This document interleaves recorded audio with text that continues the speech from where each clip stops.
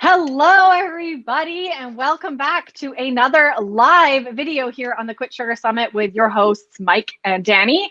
Today, we have a really special guest. As you can see, we're being joined by Michael Goran, the author of Sugarproof.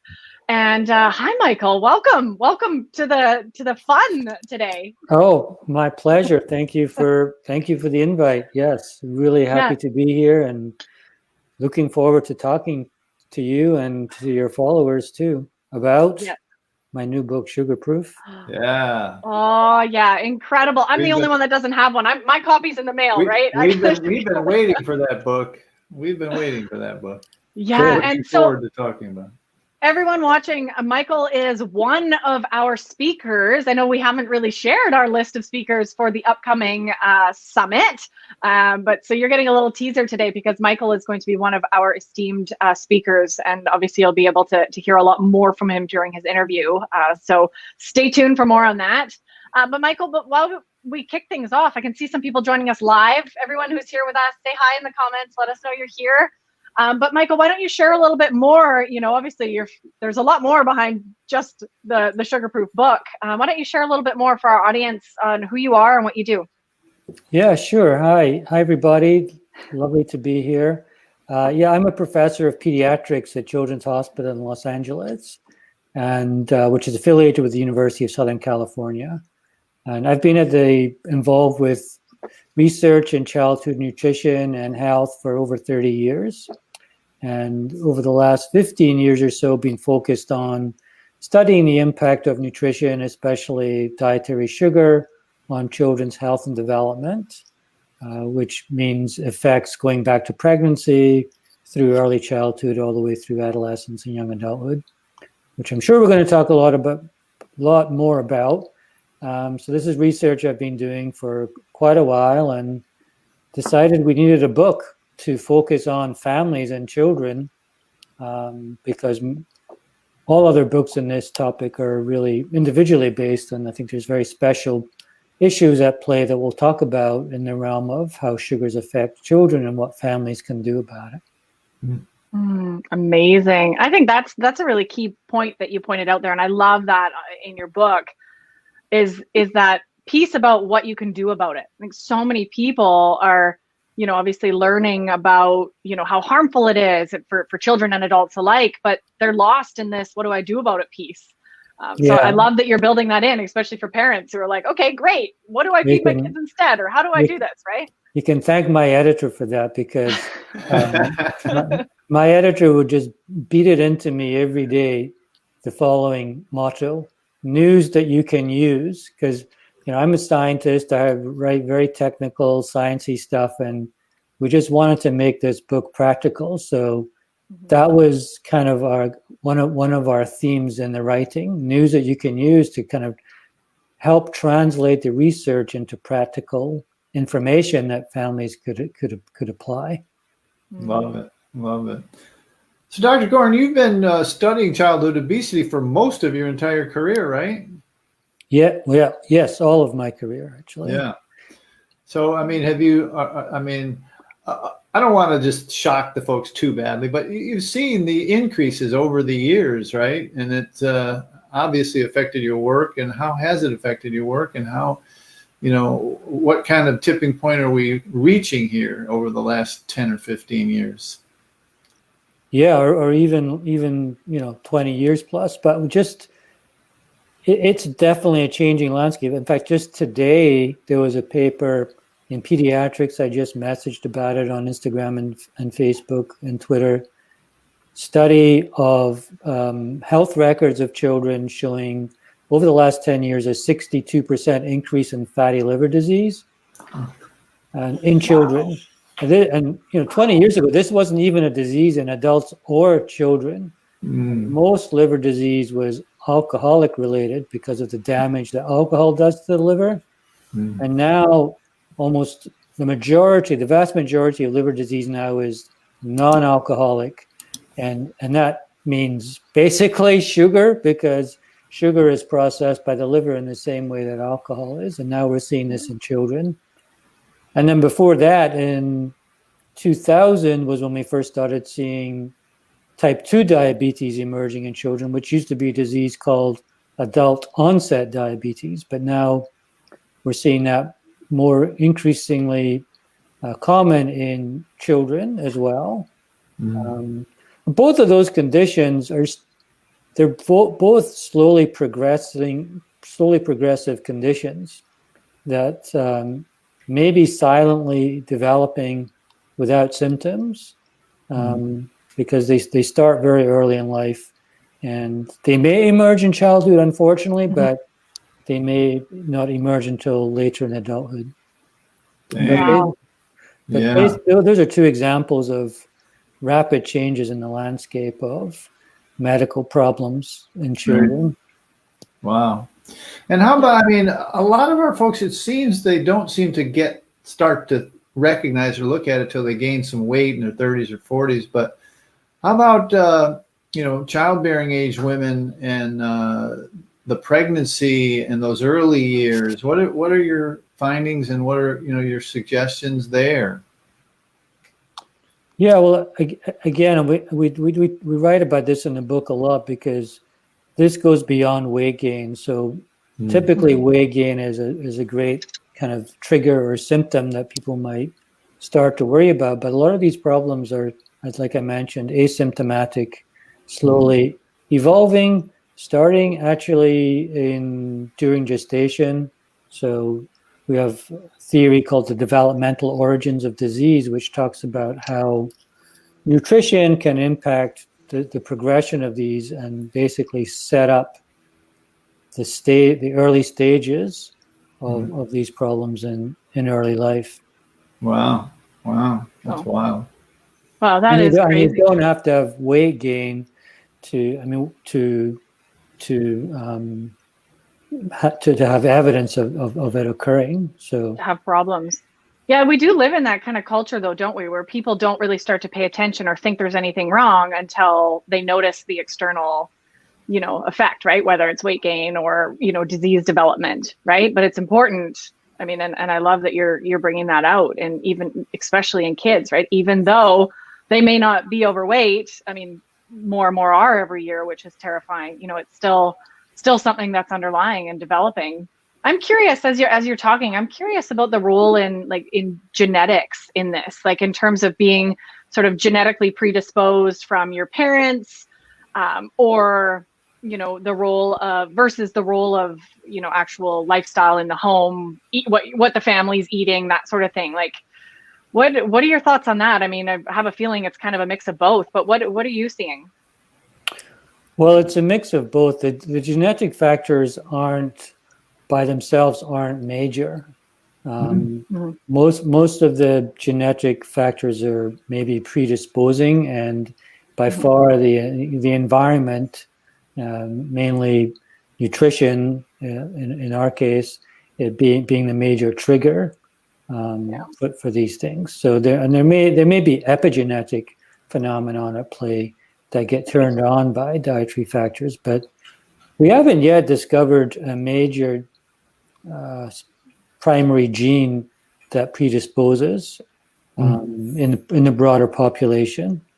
There is one for fatty liver disease, which is specific actually to the Hispanic population, that predisposes and is highly prevalent among Hispanics.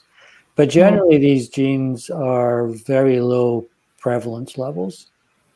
Yeah. Wow. Yeah. Because I'm thinking personally, my story, and Michael, you might not know this, like my mom and my matrilineal side of my family, they're all obese, and they all have, are addicted to sugar. And there's a whole list of chronic diseases that I know, or it's kind of like, okay, that was part of my motivation for changing the way I was, living and eating, thank goodness, to have that.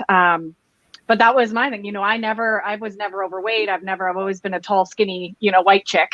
But, that was always something I wondered, because my dad was, thin as well, but my mom was always, overweight, and in her family, it's just everyone is. So there's obviously this predisposal going on, and then obviously we can choose, and that's what I'm choosing, right? To either turn on that gene or not, right? Depending on our lifestyle and our food.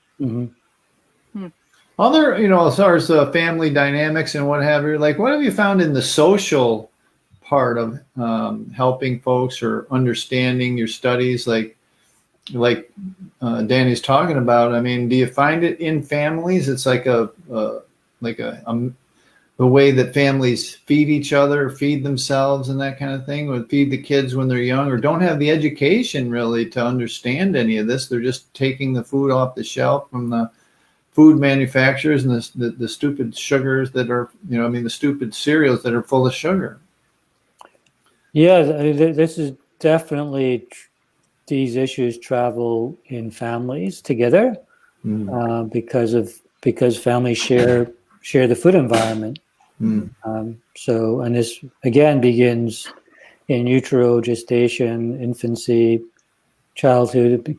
Children are being reared in families together with the same food environment. So, and this makes it hard to separate the true environmental factors from the true genetic factors because there's commonality in the shared environment. Yeah. I mean, I had one of our summit guys, this Dr. Lustig, he said, we have an obesity epidemic in 2 and 3-year-olds, right? And it's like, how do we get the parents to understand that they're not buying any food, they're not running out and getting any candy on the side or anything, like that this part of their diet is important? Because, like I say, people are just they're kind of following along with the television commercials almost. They're not really thinking this through, and it's kind of scary, really, a little bit. When you get on this side, you can see all the damage that and the hurt that this kind of stuff causes. Totally, yeah. That's yeah. I think that to me, that finding alone of higher and increasing levels of obesity and its complications in early childhood means that this is not necessarily due to individual choices or individual behaviors. So, yeah, it's a big issue, obviously, right? And everyone watching, I mean, we can see quite a few people watching. Don't forget to let us know in the comments where you're from, say hi. And if you have any questions, I'm actually curious if everyone watching, who here has kids? And who here is kind of struggling with this? It'd be great to hear from you guys. Even if you're watching the replay later, post that down below. Obviously, I could see a lot of people watching and thinking, yeah, I've got kids and I know that sugar's bad for them, but I just don't know what to do. I don't know how to avoid the social pressures, at the birthday parties and at school, and how to actually, start getting kids. Obviously, I mean, ideally from day one, you could not let them have that go down that roller coaster. But for someone who's maybe got a kid already who is, over a year old and they need to start weaning off the sugar, what would you say are, some things that could help? Yeah, there's so many different places to start, and I know it can be overwhelming. We worked with so many families who've been in that situation, and what we tried to do in the book was come up with a strategy that can be followed, but it's also not a one-size-fits-all situation. So it really, can be very variable in terms of where to start. And it could be very simple things like, first of all, start by identifying a usual culprit. Like what's something you want to take on? Like maybe your family's having juice for breakfast every morning, or maybe you've got a high sugar breakfast cereal going every morning. There's small things you can do. And we try to kind of put a hierarchy on that in the book. So, ask your audience to tell me what is an issue, and we'll see if we can troubleshoot it, live. Nice. Good one. But it really, there's so many different factors that play in. There's so many ways to tackle it. For example, we have an all-at-once 7-day no sugar challenge. If you think your family's on board and ready to go, and you can talk to them and get everybody on board, and maybe wait till after the holidays. It's not a great time now to kind of cut sugar in a family because of Thanksgiving and the holidays and all that. But coming up in the new year might be a good time to do that. But it also could be a gradual approach where you might say, okay, let's start to wean off of juice by maybe diluting it a little bit at first, and then diluting it a bit more, and eventually not buying it and replacing it with whole fruit. It could even be just doing a little pantry detective with your kids and go through your pantry and find packaged foods that have hidden sugars in it, and go to the store next time and look for a peanut butter that doesn't have added sugars, and suddenly you've cut out a major source of added sugars in your diet. So there's lots of smaller ways to also gradually take this on. It doesn't have to be, okay, folks, no more sugar, that's it. Because that's just, it's probably not, it's not going to work. I know it's not going to work. So it has to be more planned out and systematic. Yeah, realistic in a way. I love that idea of the kind of that pantry game. I had this vision of, taking I don't have kids, but my nieces and nephews, and like going to their house and making a game out of it in the pantry. Like, what has sugar in it and what doesn't? We've got what's that? Yeah. We could we should video that. We could do a game. I've got Cassie in the comments. Because you can be a sugar detective. There's over 200 different names for sugar. So it can be very educational too. Yeah, and for the kid just to start that conversation, for them. I just want to point out Cassie in the comments. She's saying she's got 3 kids and her oldest is 5 and overweight. I don't know how to get her to like veggies or other healthy foods besides just trying to make her try them. Mm-hmm. Any thoughts or advice for Cassie? Thanks for posting that, Cassie. How to get them to eat the veggies, right? When their mouth has been hijacked by sugar. Yeah, and those are related, right? So, and there's the traditional ways of repeated exposure, which sounds like you're already trying. And trust me, I have a vegetarian teenager who is in a similar situation. She's vegetarian, but we still have trouble getting her, to eat the veggies that we're eating.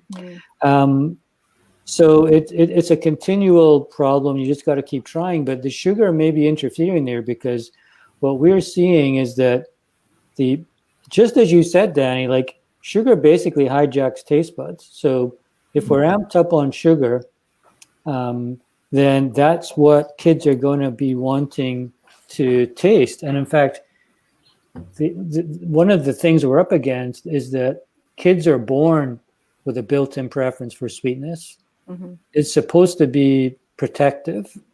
It's supposed to get them to like milk and breast milk, which is sweet, and avoid toxic foods from the forest floor.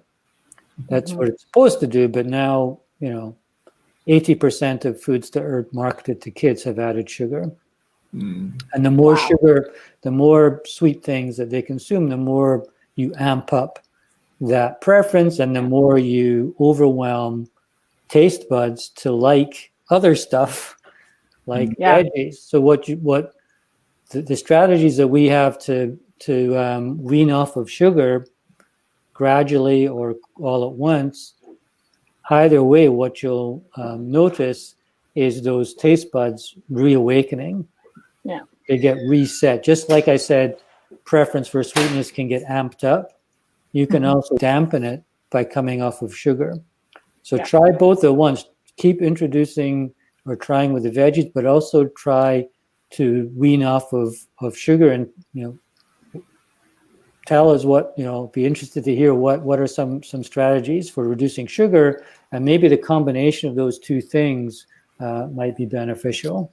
And we've definitely seen that in families that we've worked with, including my own family, by the way, where if we go off of sugar for a week, which we will do periodically, such as after the holidays, suddenly things begin to be tasty again.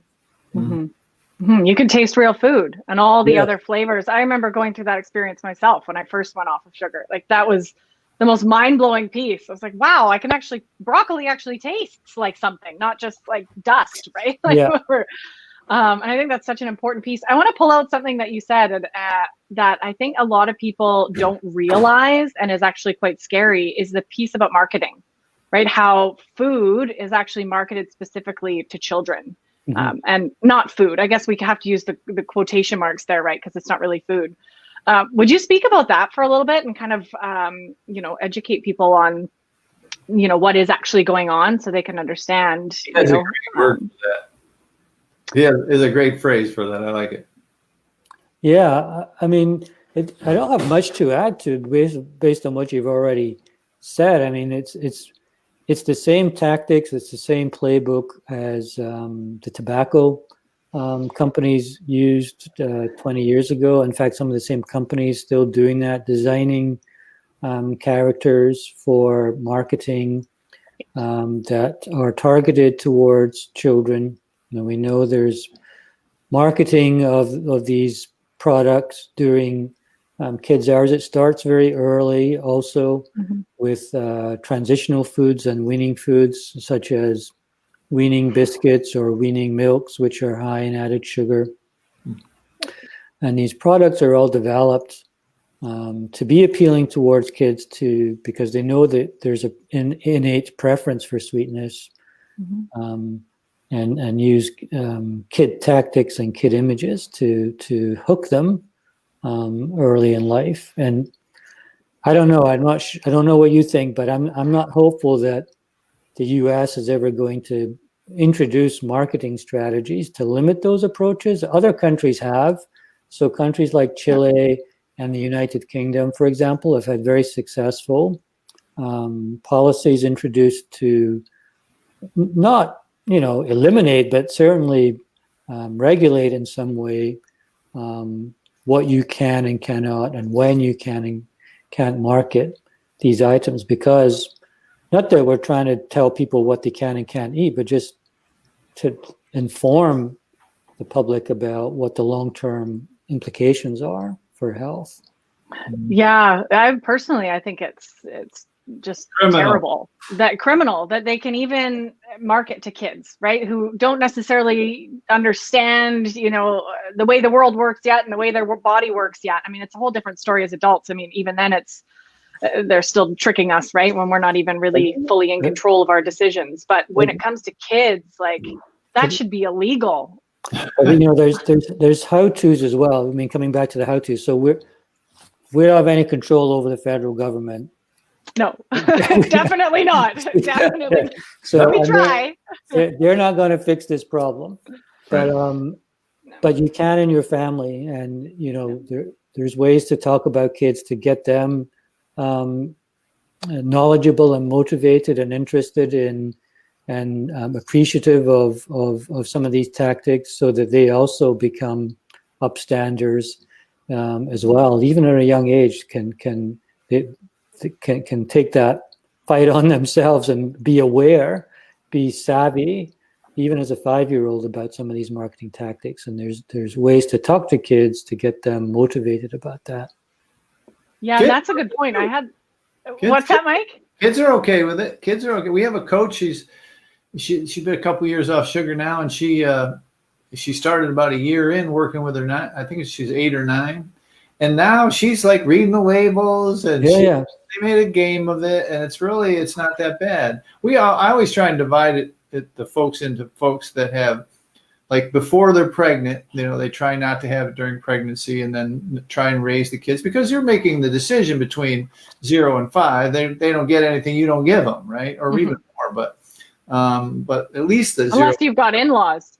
Well, no, you got to fight them. Believe me, I can tell you. I've been there, so I know that you fight the schools, the parents, the grandparents, the friends' parents, everybody. So it's like they think you're depriving them or something. But and then the second group is the ones that have already had it, like the coach. So they have to literally. They don't take to it very kindly at the beginning. Honestly, it took a while, but she was just steady with it. And it also, and this is, I think you guys will like this, it's true, is like, don't do as I do as I say doesn't work, right? You have to be in. I mean, all in. You can't be sneaking, because they'll know. I always knew my mother had a stash everywhere. Me too. I knew where it was, and I knew how much to take before she would know somewhere. I mean, the kids are smart, So anyway, you got to be in. You got to put your own oxygen mask on first, and then they will follow suit if they're young. And I mean, when you get into the teens, that's pretty much that's another story. But yeah, tell me all about that. I know all about that. So yeah, under like 10 or 11, yeah, you got a shot. but there's also ways to to talk to kids to get them motivated. So you have to get on their level and think about what's their internal motivations. Their motivations are going to be different from yours, and it's you can find out using motivational tactics about how in terms of how to talk to kids, and their internal motivators may be very different than what you had in mind. But once you find out what the internal motivations are, then you can work based around those. Try not to use external motivations, like you don't want to reward your kids with money, for example, not to eat sugar. Otherwise, you end up paying them for the rest of your life not to eat sugar.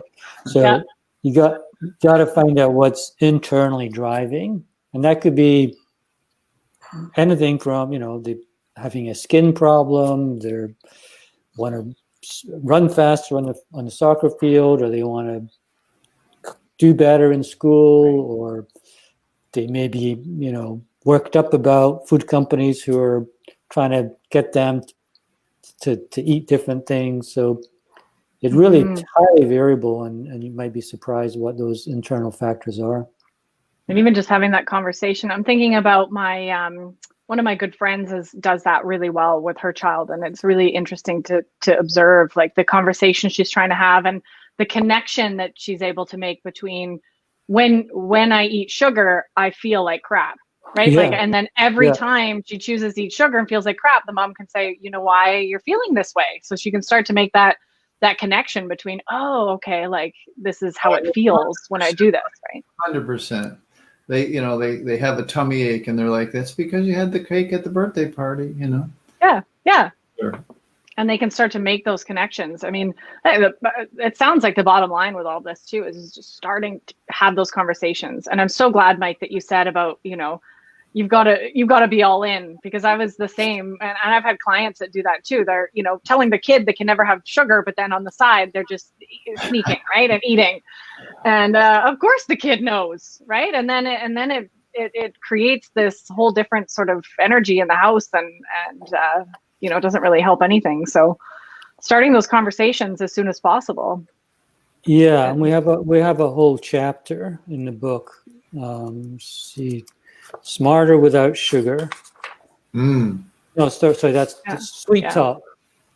Sweet Talk. Oh, that's a good one. Motivate your family for success. Nice. That's chapter 6. That's it's a really important part of it. Yeah. So where do you see this angling in your research? I mean, does it appear to you that sugar is getting more dangerous the deeper you dig, or you see it kind of steadying? I mean, what's the results that you're getting, in the laboratories where people? I always like to use the phrase "scare them a little bit." So it's okay. We give you permission to scare them a little. Scare us, Michael. Scare some parents, maybe. Oh, here's the thing.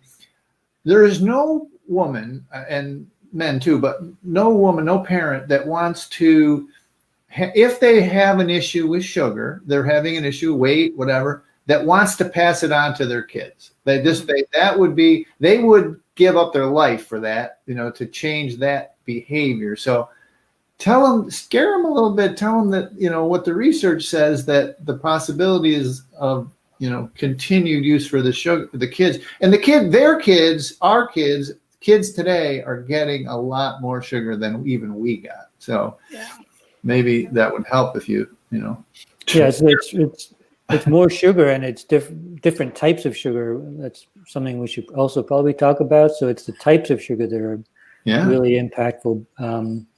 But yeah, I mean, the paper I just read yesterday, and I mentioned at the beginning, 60% increase in the incidence of fatty liver disease in children in the last 10 years. I mean, that's pretty scary. This problem's not going away. Sugar, I mean, the industry will tell you, oh, sugar levels are flattening off or even coming down. That may be true, but they're still higher than they were generations ago. That's because soda, though. That doesn't have any new food. Still toxic. And it's soda, and it's different types of sugar. Yeah. And then we start to talk about alternative sweeteners, which are also increasing in prevalence. So we are not, I don't have any good news about those to share with you. I mean, all the research we're doing there is, pretty scary. I don't have any way to recommend or talk favorably about even natural sweeteners like monk fruit or stevia. We're a long way from being there yet, and there's many reasons to avoid those as well that we can talk about. Yeah, I'm so glad that you said that. I was just going to ask, because I think a lot of parents sitting there going, well, okay, I'll just take off sugar and I'll eat all the alternative things. I'll put, I'll use stevia, I'll use all these other things instead. And something for people to be so aware of is anything. I mean, any packaged food that has a claim on it, it's a good thing to just stay away from. But I see more and more, sugar-free everything on the shelves, right? And just be very wary, because if it says sugar-free, it's either got a lot of fat or a lot of artificial sweeteners in it. And those are no better for you. So it's, empowering yourself with that knowledge. People think, right, oh, sugar's so bad for me. Good. These granola bars are sugar-free, or this yogurt is sugar-free, or whatever it is. And you really have to get into that label reading and understand that doesn't mean it's good for you just because it says sugar-free. Totally. We talked, Michael, about the natural flavoring, which is an interesting thing. You gave me this something they invented or they found, or something that you put like a teaspoon, or tell them about the bathtub analogy. That was great. Well, I mean, the food industry is developing new sweeteners all the time, and the one that was most recently approved is called Advantame. It's 20,000 times sweeter than regular sugar, and it means that I calculated that if you put 1/8 of a teaspoon of Advantame in a bathtub of water, then that bathtub of water will be as sweet as a can of soda. Okay. And if you scale that down, that means the amount that you would have to put in a can of fizzy water to make it sweet would be so little that, in fact, and the company that makes this advertises this as a benefit, that the amount that you'd have to put in is below the threshold of reporting. So it doesn't have to report it as an ingredient. It can just be classified as a flavor enhancer. Wow. Oh, that's tricky. No, like long-term studies, obviously, they couldn't have possibly what the effect that could have on human body. No, so these things pass GRAS approval. They're generally recognized as safe, which basically means it didn't cause cancer in a lab animal. There's no studies of the long-term effects of these products, certainly not on children and development. Wow, that's scary. Wow. That is scary. There's that threshold for anybody who didn't catch that, right? Like there's a threshold then, just to repeat what you're saying, where food manufacturers have to put it on the label, and have to list it as an ingredient.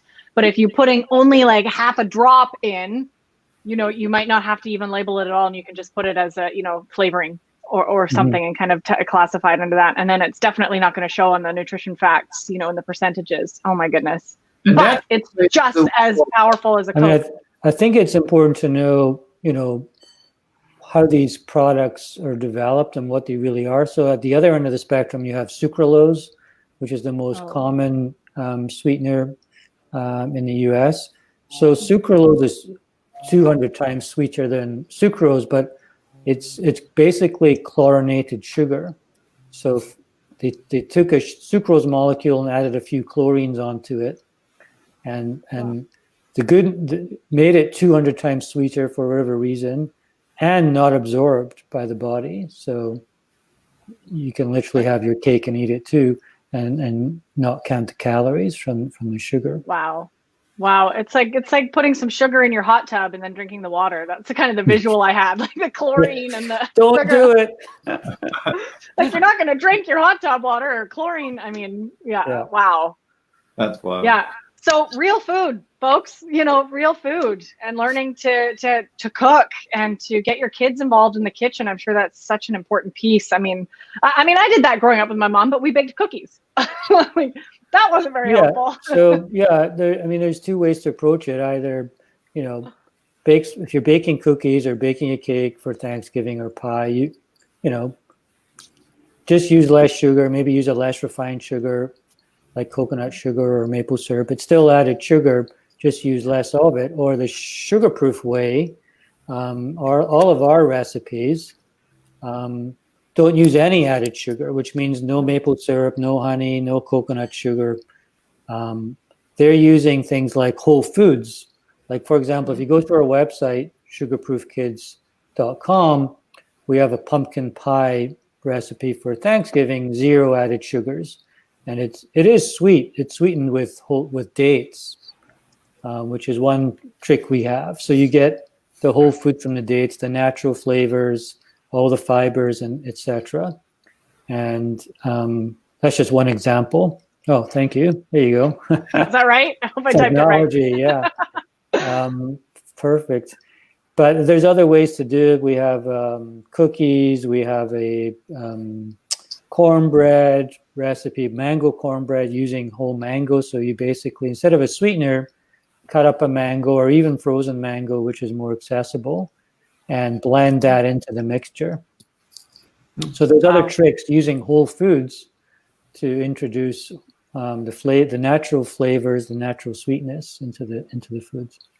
Yeah. That's a great tip, and especially heading into, for you guys, we're done Thanksgiving up here, the rest of the world, but for you guys, heading into next week and obviously into the holiday season, like trying to manage that and just know, everyone watching with kids, you can find that moderation too, over the holidays, and then maybe January, do the sugar-free with the family. But, I think so many parents and people just go all in and think that their child's holiday is going to be ruined if you don't make 10 batches of cookies, right? Or if you don't overdose on sugar every day. And this could be the opportunity and invitation, for every parent and person watching, to really find other, reasons for joy and connection and all the other things that we want out of the holiday seasons, right? And to start building that in now. This is such a perfect time to practice that. Not saying you have to give up all sugar necessarily over the holidays with the kids, but start having those conversations and start saying, hey, instead of baking cookies, why don't we go pick out a Christmas tree, or let's decorate together, or let's, investigate in the pantry and make a hide and seek game out of it, or a something fun, right? This is just the time to start thinking about that. So thank you so much, Michael. This has been incredible. Sure. My pleasure. Yeah. We want to keep chatting forever. And don't forget, everyone, Michael's going to be on the Quit Sugar Summit. So we're going to get to hear a lot more from him. This is just a little sneak peek.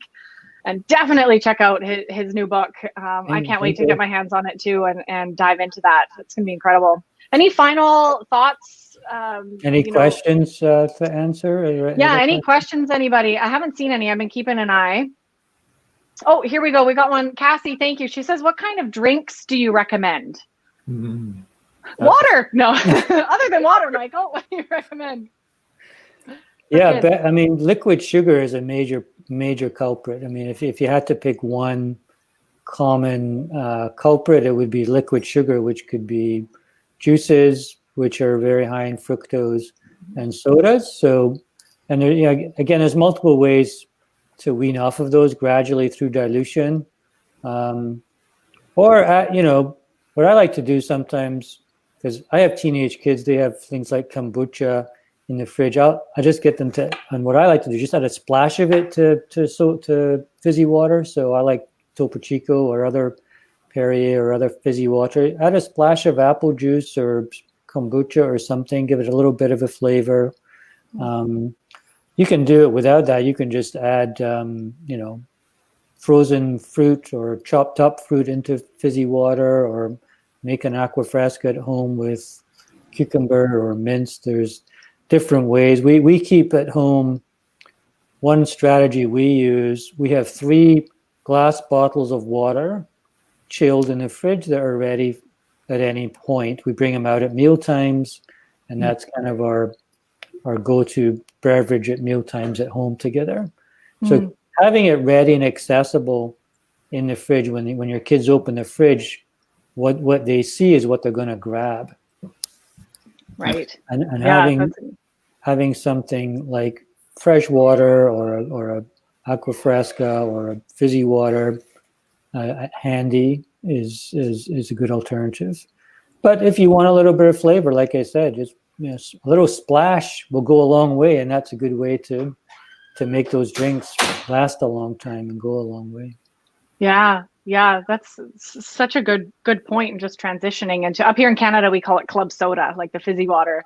That's my go-to drink. Cucumber, frozen raspberries, or a lime wedge, so good. Yeah. My nieces and nephews actually love tea as well, right? Like herbal tea, and you can actually even make your own iced tea. Even just putting a peppermint tea bag or a fruity tea bag in water and letting it steep, and you can make iced tea as well.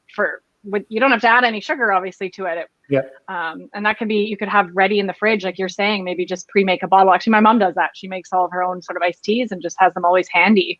And then you can grab that for the kids, right? Or if they want something fizzy, like you're saying. There's so much you can do to spice up.